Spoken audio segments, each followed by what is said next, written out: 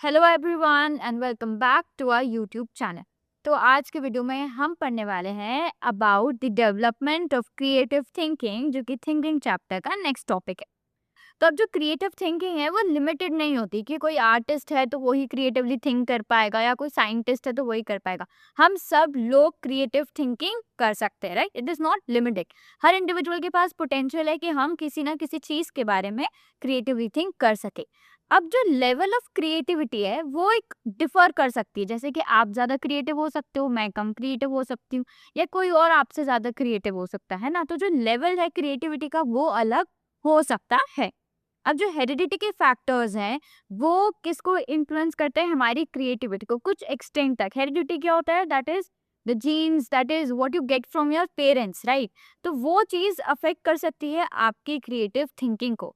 Eight the same time जो environmental factor है, जैसे कि स्कूल हो गया, फैमिली हो गया, आपका कैसा सोशल सपोर्ट मिल रहा है, वो एक बहुत ही इम्पोर्टेंट रोल प्ले करता है कि आप अपनी क्रिएटिविटी कैसे शो कर रहे हो। सो हम कह सकते हैं हेरिडिटी और एनवायरनमेंट बैक अगेन दोनों का रोल है हमारी क्रिएटिव थिंकिंग में, राइट? तो अब जो रिसर्च है उसने ये बताया कि कुछ स्कूल इन्वायरमेंट जो है वो कभी कभी बच्चों की क्रिएटिविटी कम कर देते हैं, राइट? अगर उसकी बहुत ही रिजिड टीचिंग मेथड है कि ऐसा ही होना चाहिए, ऐसा ही करना पड़ेगा, अगर वो बच्चों को सोचने का मौका ही नहीं दे रहे, उनके तरीके ढूंढने के मौके नहीं दे रहे, तो वहाँ पे क्या होगा? एक रिजिड टीचिंग मेथड अगर रहेगी तो हमारा जो स्कूल इन्वायरमेंट है वो कहीं ना कहीं बच्चे की क्रिएटिविटी कम कर देगा, ठीक है? जो चिल्ड्रन रहते हैं अगर लोअर सोशो इकोनॉमिक या माइनॉरिटी ग्रुप से, उनमें क्या रहता है? एक अनटैप्ड क्रिएटिव पोटेंशियल रहता है। अनटैप्ड जो अभी तक बाहर नहीं आया हो, उनकी क्रिएटिविटी हमेशा ज़्यादा रहती है, बिकॉज़ दे नो कि किस तरह से हम अलग-अलग सिचुएशन से बाहर निकलेंगे, सिचुएशन में हम कैसे करेंगे। तो उनका वो क्रिएटिव पोटेंशियल रहता है, that is hidden, right? That is yet to be shown कह सकते हैं हम, राइट? तो अब क्रिएटिव थिंकिंग को हम कैसे इम्प्रूव कर सकते हैं? ठीक है, प्रैक्टिस से। जब आप कोशिश करो कि हर बार हम एक ही तरीके से चीज़ नहीं करेंगे, हम अलग अलग तरीके अपनाने की कोशिश करें, तो हम प्रैक्टिस करेंगे उस चीज़ की, ट्रेनिंग करेंगे उस चीज़ की। जब हम हमारे इमेजिनेशन को एनकरेज करेंगे कि हाँ, हमें अलग अलग आउट ऑफ द बॉक्स हमें सोचना है, जैसे कि आजकल स्कूल में बहुत ज़्यादा रहता है कि जिसका प्रोजेक्ट सबसे यूनिक होगा उसको ज़्यादा नंबर आएंगे, राइट? तो दैट इज़ व्हाट कि आपको आउट ऑफ द बॉक्स आपको इमेजिन करनी है चीज़ में, राइट? फ्लेक्सिबल थिंकिंग होनी चाहिए आपकी कि ठीक है, अगर ये इस तरह नहीं होता तो इस तरह हो जाएगा, इस तरह नहीं होता तो इस तरह हो जाएगा, राइट?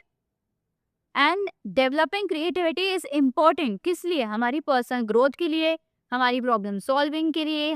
जो हमारी क्रिएटिव थिंकिंग है वो हमारे लिए इम्पोर्टेंट रहती है, हमारी ग्रोथ के लिए भी इम्पोर्टेंट रहती है। हम लाइफ में क्रिएटिव थिंकिंग से बहुत सारी चीजें सीख पाते हैं, राइट?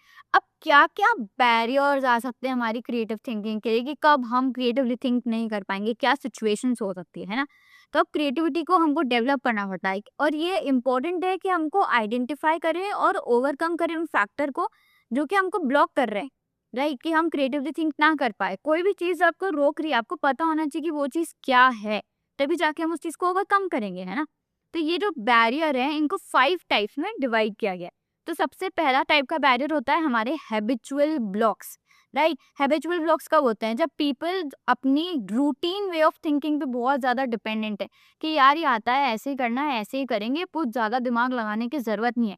तो आप अपने रूटीन हैबिट से इतने ज़्यादा काम करते हो कि आप वो जो क्रिएटिव थिंकिंग वाला पार्ट है उसका इस्तेमाल करते ही नहीं हो। You depend too much on your routine, ठीक है? तो पीपल क्या होते हैं, कंफर्टेबल हो जाते हैं, अपने कंफर्ट जोन में रहते हैं, अपनी फेमिलियर मेथड्स के साथ, और उन्हीं को यूज करते रहते हैं। उनको नए आइडियाज को, अप्रोच को ट्राई करने में वो हेजिटेट करते हैं, उनको रिस्की लगता है, इसलिए वो कुछ नया काम करते ही नहीं है, राइट? जैसे कि क्या है कि एक पर्सन है, वो एक प्रॉब्लम को सॉल्व कर रहा है और हमेशा सेम ही मेथड लगा रहा है, सेम ही मेथड लगा रहा है, ठीक है? जब एक बेटर और इजियर मेथड भी लगाई जा सकती है, एक आसानी से उस प्रॉब्लम को सॉल्व किया जाता है, तो भी हमको बड़ा मेथड आ रहा है और हम बड़े मेथड से ही उसको कर रहे हैं।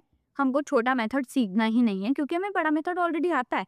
तो दिट इज व्हाट कि आदत से मजबूर कह सकते हैं, राइट? कि हमको आता है और हम उसी आदत में बिल्कुल अपना काम कर रहे हैं। जो सेकंड टाइप है वो आता है हमारा परसेप्चुअल ब्लॉक। परसेप्शन क्या होता है कि आप किसी चीज को कैसे देख रहे हो, कैसे समझ रहे हो, आपका क्या नजरिया है ना? तो परसेप्चुअल ब्लॉक कब होगा? जब people fail to see the problem from new perspective. हम प्रॉब्लम को एक नए पर्सपेक्टिव से नहीं देख पा रहे हैं, हम हमारा पुराना पर्सपेक्टिव है उसी पे रिजिड है और हम उसी तरीके से उस प्रॉब्लम को देख रहे हैं, हम नई तरीके से उस प्रॉब्लम को नहीं देख रहे, तो हमें नई सोल्यूशन भी नहीं दिखेंगे, है ना। इसका एक क्लासिक एग्जाम्पल दिया गया है जो कि है 9 डॉट प्रॉब्लम। अब इसमें क्या है कि जो 9 डॉट्स थे उनको एक स्क्वायर में अरेंज कर दिया गया।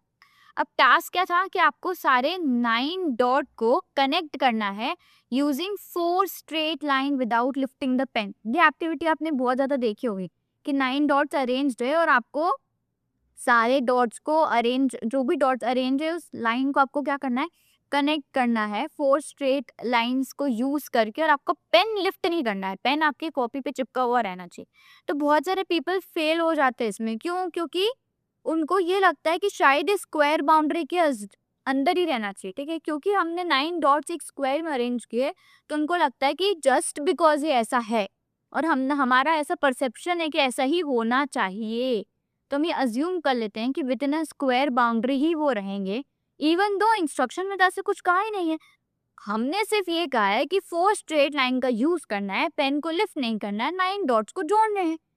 पर हमने बाकी चीज जो है वो हमारा परसेप्शन हमने ऐसा बना लिया, ऑल्दो इंस्ट्रक्शन में ऐसा कुछ नहीं था। तो सोल्यूशन क्या रिक्वायर करता है कि आपको आउट ऑफ बॉक्स सोचना है, आपको आउटसाइड द बाउंड्रीज सोचना है, पर हम वो कर पा रहे नहीं, क्यों? क्योंकि हमारा परसेप्शन सेट है, ठीक है। ये एग्जाम्पल क्या शो करता है कि पीपल कैसे ही खुद ही के सेल्फ इम्पोज्ड मेंटल लिमिटेशन बना लेते हैं, खुद ही समझ लेते हैं कि नहीं इस मामले में तो ये इंसान मना कर देगा, तो हम पूछते भी नहीं है कि भाई हेल्प करोगे क्या, क्योंकि हम पहले ही सोच लेते हैं कि नहीं ये तो नहीं करेंगे, है ना। तो वो होता है हमारा, क्या हो गया, हमारा ये परसेप्शनल ब्लॉक। फिर आता है हमारा मोटिवेशनल ब्लॉक। अब जो मोटिवेशनल ब्लॉक है वो कब होगा, जब पीपल के अंदर मोटिवेशन कम होगा, उनको एक प्रॉब्लम पे काम करने का मन ही नहीं है, वो आगे काम ही नहीं करना चाह रहे, है ना। तो कुछ इंडिविजुअल क्या होते हैं, वो अगर पहली डिफिकल्टी आई तो आपने काम ही छोड़ दिया कि भाई नहीं नहीं तो टफ लग रहा है, छोड़ो छोड़ो, करते ही नहीं, है ना। तो वो क्या एक्सेप्ट कर लेते हैं, इनकम्प्लीट सोल्यूशन ही एक्सेप्ट कर लेंगे, कोई बेटर सोल्यूशन पे काम करने का उनको कोई मन नहीं है, वो जो मिल रहा है उसमें खुश हो जाएंगे और उस चीज को वहीं छोड़ देंगे। क्यों? क्योंकि आप मोटिवेटेड ही नहीं हो उस चीज को सही से करने के लिए, है ना।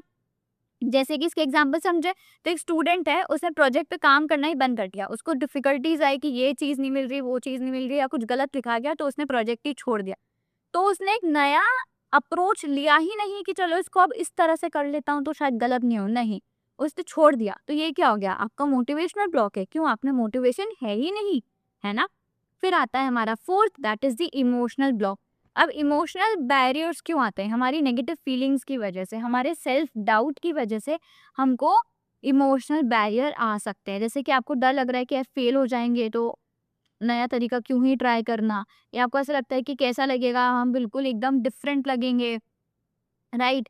या आपको फियर ऑफ क्रिटिसिज्म या रिजेक्शन है कि कोई रिजेक्ट कर देगा तो क्या होगा, अगर कोई किसी को पसंद नहीं आया तो क्या होगा, आपका सेल्फ कॉन्फिडेंस इतना अच्छा नहीं है, आप कॉन्फिडेंट ही नहीं हो उस चीज को लेके, राइट। तो अगर आपको ऐसे इमोशंस आ गए, फेलियर के, क्रिटिसिज्म के, रिजेक्शन के, तो इंडिविजुअल जो है वो नए आइडियाज को एक्सप्रेस करने के लिए नहीं सोचेगा, राइट। जैसे कि एक स्टूडेंट है, वो हेजिटेट कर रहा है क्रिएटिव आइडिया को शेयर करने के लिए, क्योंकि उनको लग रहा है कि दूसरे लोग मुझ पर हंसेंगे, इसलिए वो आइडिया बता ही नहीं रहा। हो सकता है वो आइडिया बहुत अच्छा हो, पर हम क्यों नहीं बता रहे, ताकि दूसरे हम पे हंसेंगे, हमको ऐसा लग रहा है, राइट। फिर है fifth, that is the cultural block. तो यहाँ पे क्या होता है, कल्चरल बैरियर्स आ जाते हैं कि सोशल ट्रेडिशन या कुछ एक्सपेक्टेशंस जो है वो आपको ओरिजिनली डिस्करेज करती है कि आप एक नए आइडिया से वो काम कर ही नहीं सकते हो, ठीक है। जैसे कि एक्सेसिव रिस्पेक्ट है आपको ट्रेडिशन के लिए, राइट। प्रेशर है कि जो सोशल नॉर्म से उसी तरह काम करना पड़ेगा, आप अपना नया कुछ भी ऐड नहीं कर सकते। कुछ स्टीरियोटाइप से, मतलब फिक्स्ड माइंडसेट है किसी के बारे में कि ये चीज़ ऐसी होती है और ऐसी ही होनी चाहिए, या डिपेंडेंस है कि दूसरे क्या कहेंगे उसी हिसाब से सब कुछ करेंगे, राइट। तो जो कन्फॉर्मिटी है वो नेसेसरी होती है कि सोशल हार्मोनी रहे, लड़ाई झगड़ा ना हो, पर टू मच कन्फॉर्मिटी कभी कभी हमारी क्रिएटिविटी को सप्रेस कर देती है। अगर हम कुछ एक्स्ट्रा ट्राई करेंगे ही नहीं, सिर्फ दूसरे लोगों के हिसाब से चलेंगे, तो हमारी क्रिएटिविटी अपने आप ही दब जाएगी, ठीक है। जैसे कि एक चाइल्ड को पेंटिंग परस्यू करना है, ठीक है, और पर वो डिस्करेज्ड है, क्यों? क्योंकि सोसाइटी जो है उसको एक ज्यादा ट्रेडिशनल करियर चूज करने को कह रही है, वो कह रही पेंटिंग में कोई करियर नहीं, तो तुमको ये चूज नहीं करना चाहिए। तो यहाँ पे जो उसका वो क्रिएटिव पोटेंशियल था वो दब जाएगा, राइट। तो ये क्या थे कि क्या क्या बैरियर्स आ सकते हैं क्रिएटिव थिंकिंग में। So now we come to the end of the video, that is the conclusion कि हर किसी में क्रिएटिव थिंकिंग का पोटेंशियल होता है।